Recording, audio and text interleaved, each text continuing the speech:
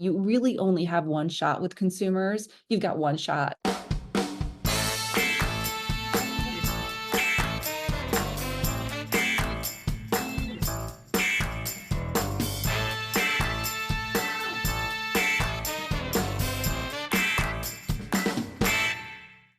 Okay, welcome back to the Marketing Playbook, presented by Details Interactive, Amperity, and Element. Here, you'll take away 3 game-winning marketing plays every episode to take back to your team. I'm your host, Mark Friedman, and my career has been focused on direct-to-consumer marketing, direct mail, physical retail, and digital commerce.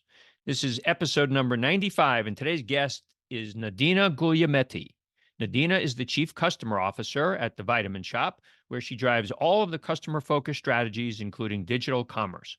Her career has taken her internationally. She's worked in beauty and pharma. She's worked in an agency environment. She's built her own business, and she's consulted for a host of companies, bringing her unique perspective to marketing.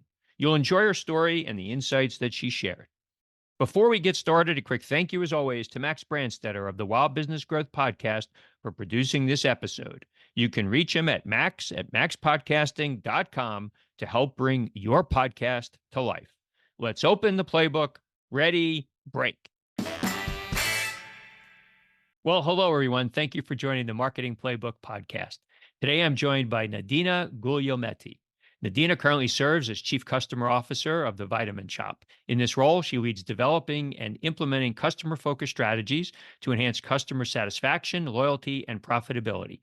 She oversees omnichannel marketing initiatives, which include brand and performance marketing, loyalty, customer insights, and customer relationship management. Additionally, she's responsible for managing digital commerce. Nadina joined the Vitamin Shoppe in 2017, and since that time has scaled a data-driven, customer-first strategy that drives innovation, efficiencies, and impact across key marketing processes and campaigns. Prior to joining the Vitamin Shoppe, Nadina was a management consultant and executive director at Engine UK on the Unilever account and chief digital and strategy officer at Caplo Communications. Earlier in her career, she held marketing positions of increasing responsibility at companies such as We Communications, L'Oreal, Pfizer, and the Estee Lauder companies. Nadina, welcome to the show. Thank you. Thank you so much for having me. It's my pleasure. It's the middle of April. It's tax day 2024. And in the Northeast, at least in New York, New Jersey, the weather is beautiful today. So spring has sprung. Yep, finally some nice hot weather. Yeah, well, it's usually good for retail, especially in the apparel space when the weather breaks. So, thank you for joining. We start these shows trying to get the first story from the guest, because what I have found almost 100 shows now, that there's always something in the way people were brought up that kind of foreshadowed where they would spend time in their career, how their career would develop. Tell us a little bit about your first story. I come from a very international background. My dad is Italian American. We were talking earlier. He born in Spanish Harlem, grew up in Brooklyn, and then ended up working in engineering, aerospace in Italy, where he met my mom, who's German. So I'm actually Italian born. I speak German, went to a German school, went to high school in Belgium, and ended up at NYU. And so I have a very mixed kind of heavy travel background, but I think where it's helped me a lot is I was exposed to a lot of different cultures. And if you think about consumers and what I do today, it's really looking at people and thinking about people and their small tribes, all the different tribes that they live in, and how I can influence the way they shop or think about health and wellness.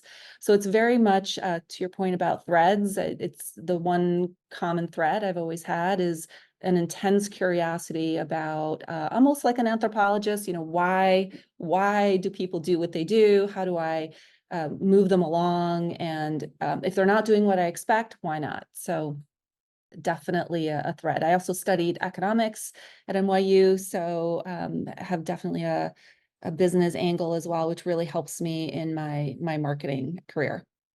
You mentioned when we were talking about the pronunciation of your name. I grew up in Brooklyn. A good number of my friends were Italian, and they all had names that were a little bit of a challenge for me. But you mentioned that was it your dad or your grandfather that grew up in Brooklyn, Erasmus High School, and some famous people from Erasmus High School. Yeah, my dad is a he even speaks like if you listen to my dad's accent, he sounds like Woody Allen. Went to Erasmus High School. I think that was where Barbara Streisand went to school. I think there was something very magical about that time period because he talks a lot about his experience in New York in those days in the 40s and 50s. That was it was truly a melting pot. You know, his friends came from different backgrounds. They argued a lot. There was just a different, maybe slightly more acceptance about arguing about where you were coming from. And definitely, it sounds like it was very magical. I'm sure it was. So, you talked a lot about, your upbringing and moving around a lot and the impact that that's had on your career. So let's kind of go back. You went to school, university in the States. Yeah, I went to NYU and studied economics. I didn't start off in economics. I actually started off as a history major. Was studying literature, did Italian and German literature because I speak them fluently. I was a little bored, maybe, I don't know, for lack of a better word. And so just did a pivot and studied economics. And NYU is great because they have an incredible business school. So I was in the art school, but was able to tap into their business school, which was amazing and really appreciated the opportunities I got there.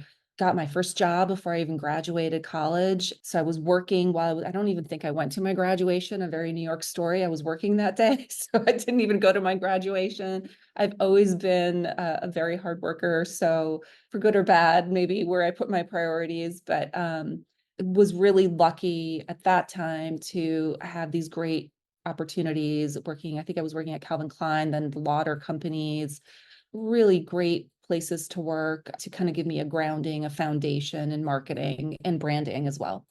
One of the interesting things about your career is, you mentioned, you started in beauty, working for some large organizations.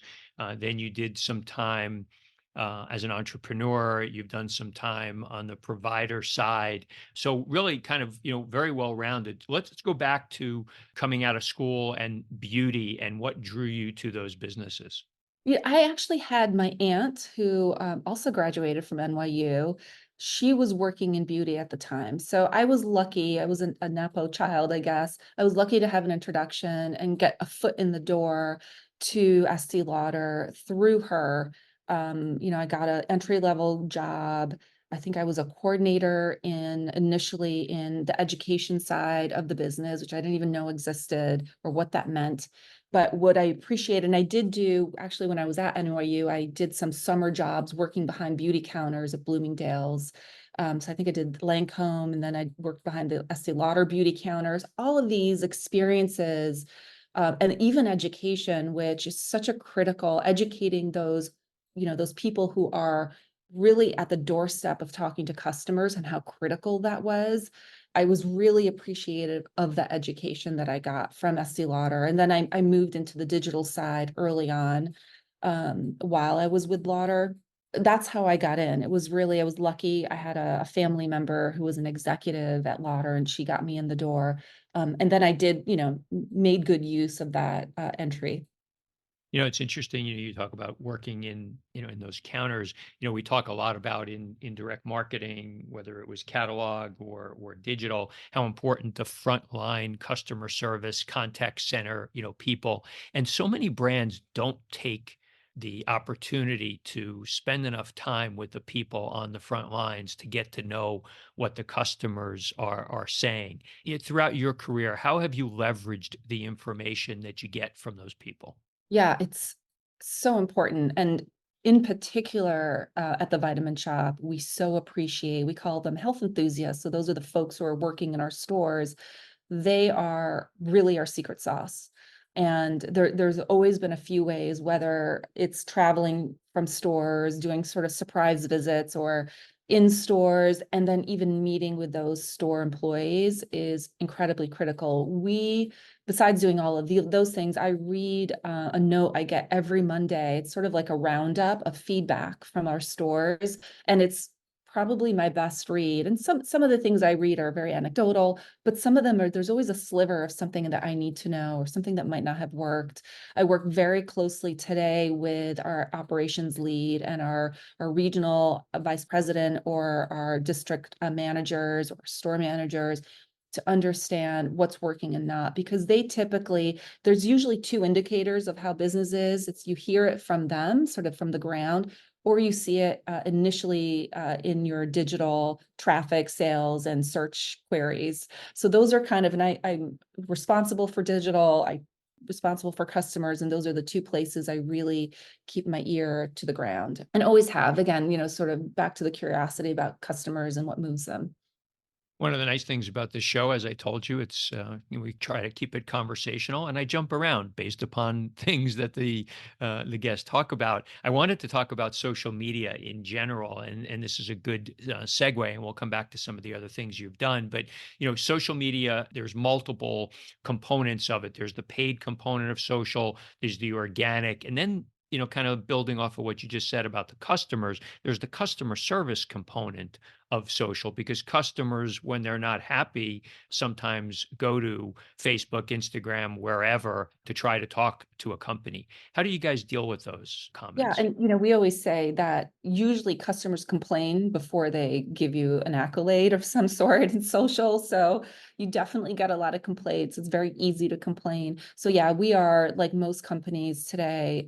We have a great customer service team that's very connected to our community managers, and we have processes. It's all about process. When do you connect that person to your customer service team who might be complaining, and bubbling up things that are happening in social quickly, or even aggregating initial feedback you're hearing about how customers are reacting to products or services. Usually it starts to bubble up in social. So you can, again, another indicator of how are things working or performing is by hearing customers to a degree. The only caveat I always say is that those customers there's the customers who don't know you, who aren't complaining about you. And then there's the customers who are just on social and or complaining all the time. So it's one piece of information, but you have to do your homework and find other avenues of information. It's not the only place that you can get feedback is in social, because it's only one lens. Element is an award-winning advertising agency optimizing e-commerce campaigns around profit. In fact, they've helped 13 of their customers get acquired, with one selling for nearly $800 million and one that IPO'd recently. Plus, they were ranked as the 12th fastest growing agency in the world by Adweek. If you're an e-commerce business that needs help scaling your ads profitably, check them out at element.com, spelled ELUMYNT.com.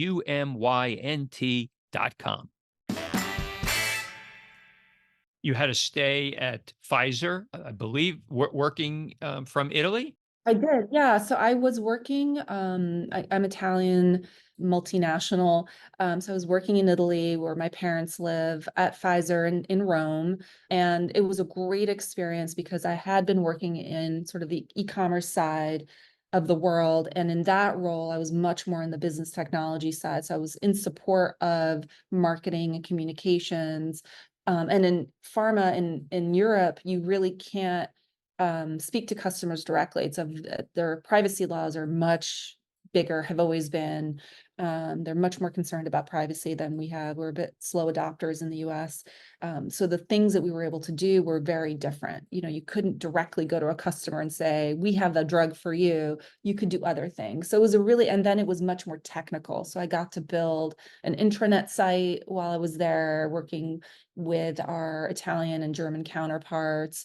I got to build a lot of health advocacy sites and work on their Pfizer Italy intranet site. There was a lot of really interesting initiatives I worked on, and also it was much more technical. So I was able to get a much different sense of how do you build something on the technology side versus just sort of from a marketing lens. It was a great education. I was there for about 2.5, 3 years, married an American, which brought me from Queens, so brought me back to the US. And when you came back to the US, that was your opportunity to come back into beauty with Redken, which is a L'Oreal brand, right? L'Oreal is a French company. So, I had been working again for an American company in Italy, so very international. And then L'Oreal is very much a French company. So it was a great experience working with my French counterparts.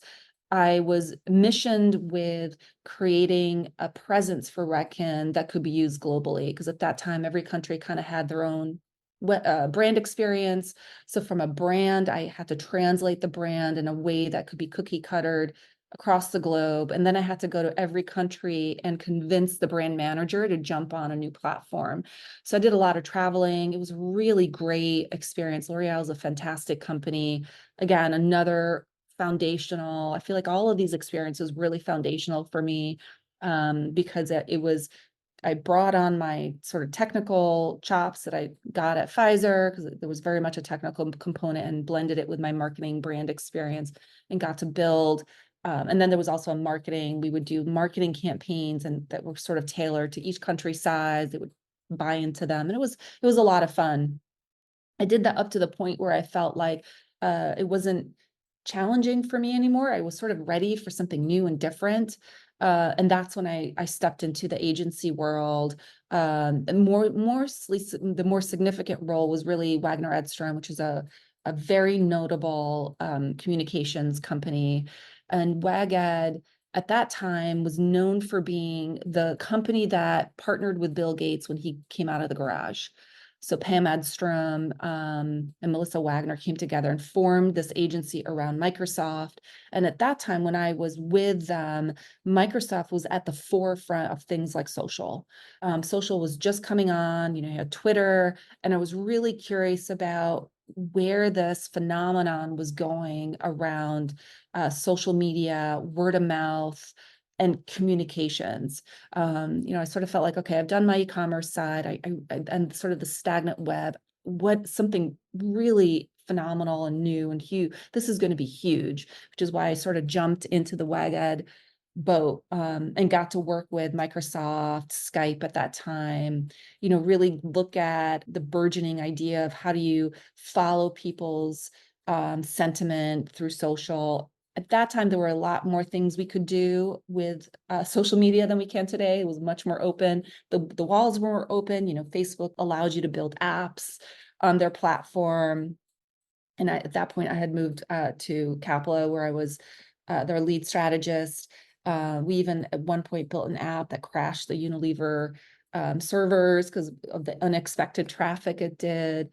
It was just it reminded me of the early e-commerce. It was early social and how much you could do, and the changes that were happening and how consumers were getting introduced to brands. It was pretty phenomenal. Again, another really foundational experience for me around social content, how to move a customer with copy, memes, all the hashtags. All of this was really new and exciting. And I did that up to a point that I realized that the idea of social just being earned wasn't going to go very far, and that there was a paid component I needed to learn. So I jumped into a more traditional advertising company to learn about paid components of social media and how to blend advertising with this idea of word of mouth in a more paid way. And that's I did that for a little bit before, or kind of went off on my own for a little bit, taking you through my whole journey, built an app. Well, let's come back. Hold that one. Let me jump in because you covered so many good things there. One of the things we try to do on the show is give the listeners kind of three key takeaways that they can take back to their personal or professional lives. And you hit on a couple of things. So when you were working at L'Oreal, you had to go around the world to different countries and convince people to get their buy-in. How does one do that? You've got different cultures. Everybody has a potentially different agenda. Maybe they don't want to cede control to corporate. How did you get agreement? I think the thing that moves most brand managers in countries is efficiencies, cost efficiencies. So I went there. I had the backing of our brand general manager. That's who I reported to. So I had his backing, which was really critical. So I had leadership backing in the mission.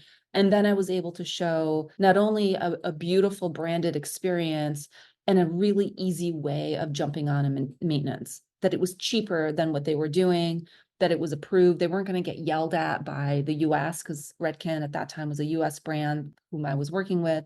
And that it would just be streamlined, pre-approved images, a streamlined process, a singular agency that they could jump onto with really easy packages. So that's how I went in. I still got resistance from some brand managers, of course, who wanted to do the things their way. But by the end of my journey, I had gotten 17 countries to jump on the platform that I built. It was a success for sure. Over time, the countries that were hesitant jumped on as well, because then they saw the early adopters have good success, easy process, lower cost. It was getting a lot of internal recognition. So they sort of acquiesced at the end.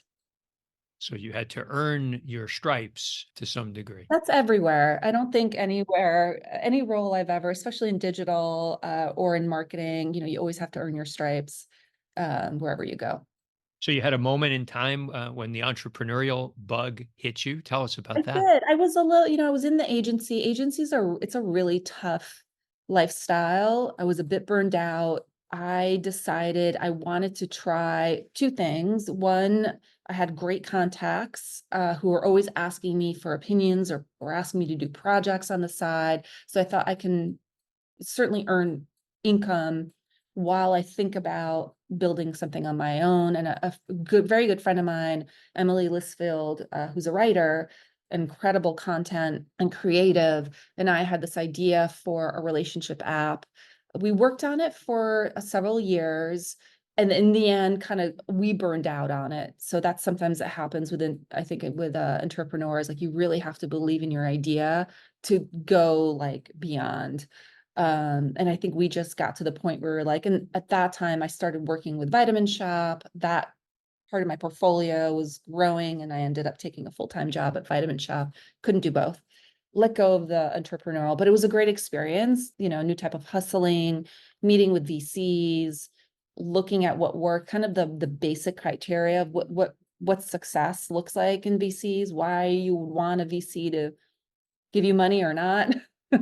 What was the toughest thing you had to do, or something that was tougher than you expected it to be when you built your own business? We got a lot of, because of who we were, and especially because of Emily's relationships, we got a lot of recognition early on.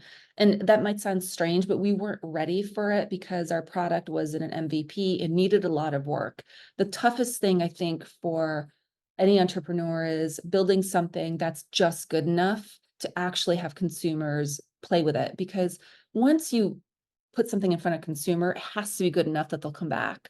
And our product wasn't good enough. It got out a little bit too early. We needed to have worked on it a little bit more and fixed some of the issues with it, some of the way it was working, and didn't have that. Like we got early adopters really quickly, a lot of recognition really fast. The product wasn't quite there. And that's something I still think about a lot, is when we go to market with something, it has to be, you really only have one shot with consumers. You've got one shot. So with anything, a product, if you're going to buy something in a store, you may never buy it again. So you have to make sure the product is good, the customer experience is good, your email that you're emailing the customer is great. Everything is really polished so that customer has not only a good experience with the product, with your brand, and they want to come back. And that was the biggest learning I got besides some of the other tangential learnings on how the money works and VCs and all of that. I'll never forget that we had one shot. And I can't say we blew it. I think by the time we were done, we both decided, we learned a lot here, but I think we're done. Thriving brands today have one thing in common. They make it a priority to understand their customers. Imperity uses AI to unify customer data and help businesses know exactly who their customers are and what they care about most. find new customers, grow loyalty, get better return on ad spend, and manage privacy compliance. An accurate, unified customer data foundation connected with the teams and tools that need it makes everything you do with customer data work better. Build your strategy on Amperity, the platform for customer data. Learn more at amperity.com. And then the Vitamin Shop. So you've been at the Vitamin Shop for a while. It sounds like you started there perhaps on a consulting basis or a fractional basis. Why don't you explain just quickly what Vitamin Shop is, footprint, how many stores for those that don't know? Yeah, so Vitamin Shop is a retailer. We are a health and wellness business service. We are in about 700 stores and mostly in the US. We do have some international stores as well in Latin America and Asia. Our mission is really to help consumers navigate the very complex space of supplements, vitamins, herbs, protein supplements in with all of the data and information we have. It is complex, but we want our customers to be able to find products that they need, get educated in this complex space, and then live their healthiest and best life. That's our goal. We have a very vibrant website and app. We also participate in marketplaces, a whole bunch of different marketplaces. It's a really exciting and dynamic business, health and wellness, because it changes a lot. Obviously, we've gone through a pandemic as a health and wellness business. Now we're in the sort of that post-pandemic phase. We're about to head into an election year. It's a business and an industry that truly is dynamic. It's ever changing. Customers are always changing behavior. So they definitely keep me on my toes. You mentioned election year. How does a business like yours think about the potential impact of election year on your business? We know that consumers and most retailers are much more cautious during election time. So they're a little bit more cautious with their wallet. They're distracted by a lot of noise. It's hard to break through during certain parts of the year as well, because there's so much going on. So we anticipate that. And we also try to think about what might be going on in their mindset. Are they feeling stressed? We can think about highlighting or working on highlighting products and supplements we have to help with stress or sleep. There's a lot we can do and offer, or whether it's supporting, fit lifestyle, a very rounded fit lifestyle. So people have good places of distraction and sort of healthy energy. We do imagine that towards the back half of the year, customers will be a bit distracted because there's going to be a lot going on. There's still some brands that, don't want to play in marketplaces. They don't think it's right for their brand or what have you. Do you see much overlap in the folks that are buying your products on marketplace sites versus those that are shopping directly in your stores or online? I think it depends on what they're shopping for. We find that there's some brands that customers are highly price sensitive and they're willing to buy that brand or product anywhere for the right price, which makes them much more likely to be cross shoppers. So I would say dependent on the product and the brand, there is overlap, absolutely. And we know it and we expect it. On other products and brands where they're looking for more quality, they're looking for more breakthrough brands that you might not find initially at a marketplace, or certain types of innovation, which is really what a specialty retailer like ours is known for, right? Our innovation, first to market, the breadth of brands we have in health and wellness. So if those are the customers that we know are regular shoppers to us, and as I mentioned earlier, the biggest differentiation between a specialty retailer and our marketplace is the unlimitless education we offer when you step into our stores. So it really depends. We've always been in a belief that you have to lean into how consumers are changing their shopping behavior. Marketplaces is a place that they are absolutely leaning into. And there are ways to look for advantages within marketplace if you're a brand, if you think through what assortment you're going to offer in those marketplaces versus what you're not. So I think you can really be cautious and thoughtful about what are you going to offer, what is your advantage, so you can gain the right momentum in a marketplace that makes sense for you without losing your customer or your margins, because they're never going to be as great as when people walk into your store. So it's a strategic decision on what you sell, what you don't sell. I definitely think it's usually worth it for most brands, depending on where they are in their life stage.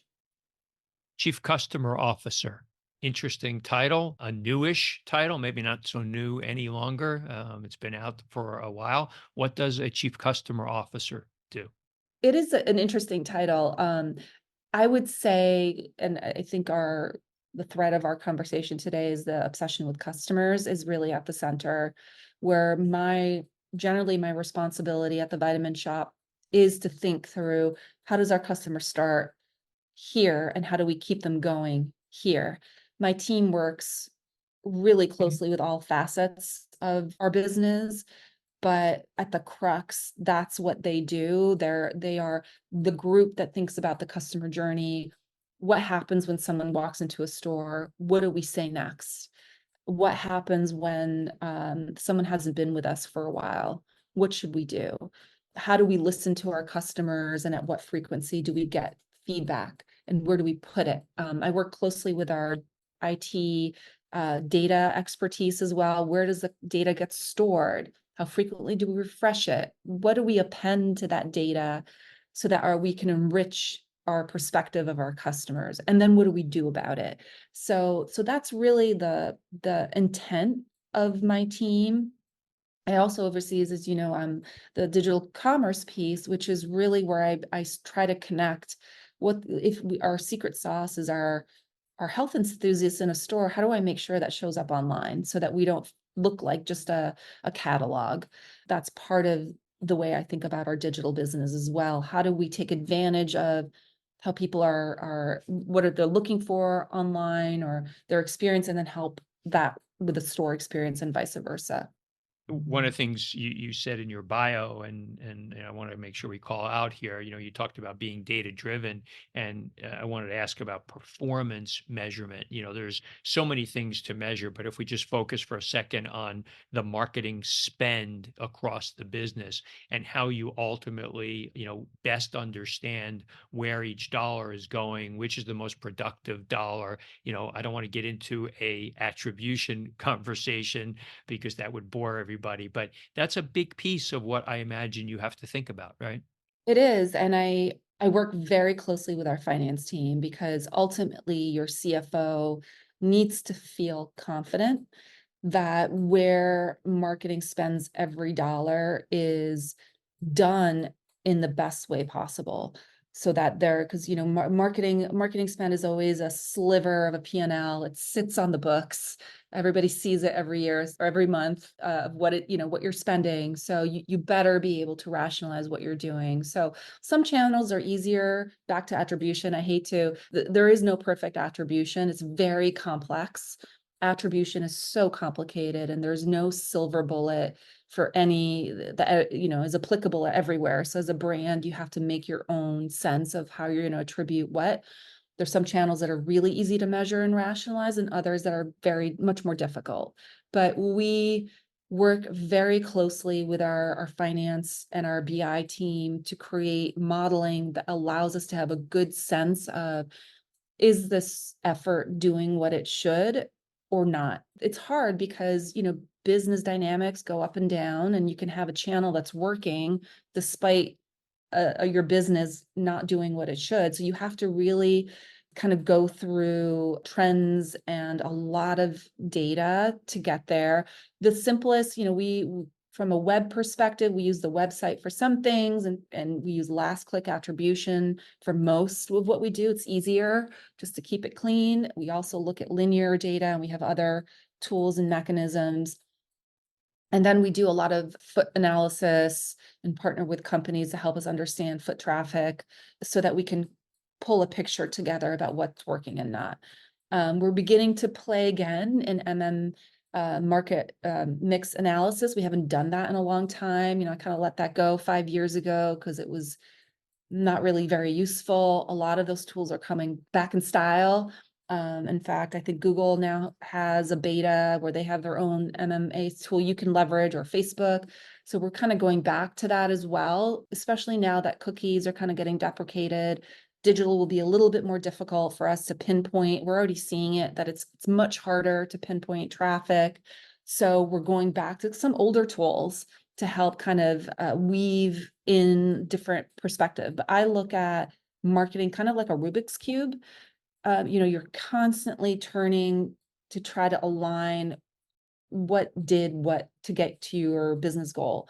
And marketing, I always think of it as it's a cog in a wheel. It's only one cog.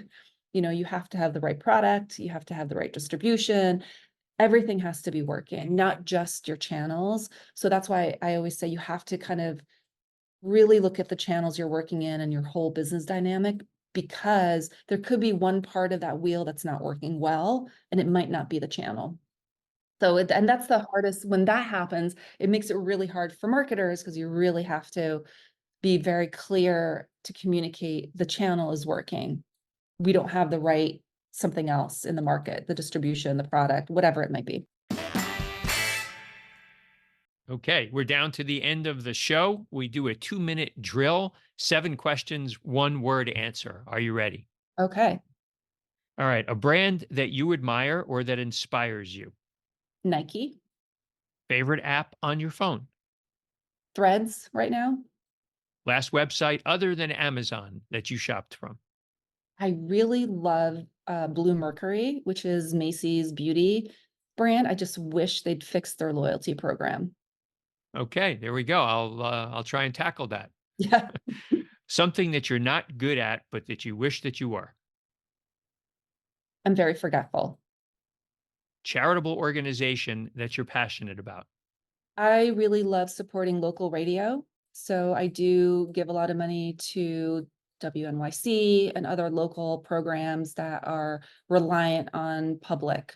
I appreciate non-advertised local radio and TV, believe it or not, PBS. As a marketer, I really appreciate that. If you had one superpower, what would it be? I could be invisible every once in a while. Other than family, what's your most prized possession? My dog, Simon.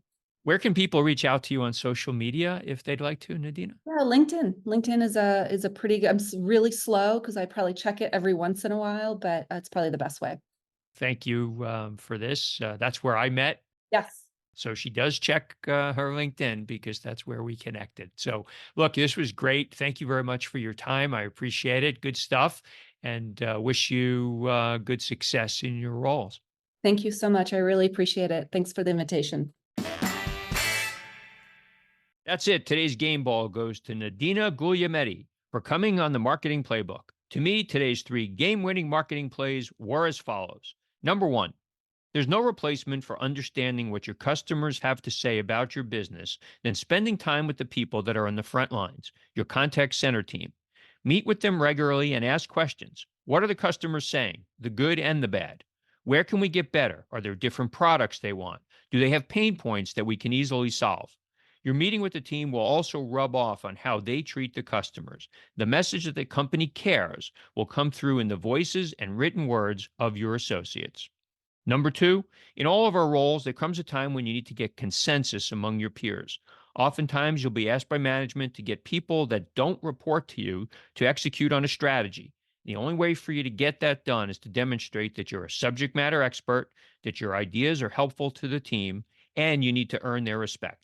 Ask questions, make this a 2-way process, and then build a plan based upon what you need to get done and what your peers believe is important. And number 3, Nadina referenced that we're in an election year and the fact that retailers often find that consumers are distracted in a major election year. This presidential election will be unlike any other in our lifetime, and you should expect that you'll need to be cautious and find ways to cut through all of the clutter that will be in market. Thank you, Playbook marketers, for listening to another episode.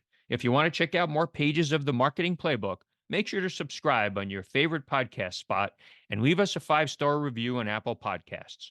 Until next time, the devil is in the details.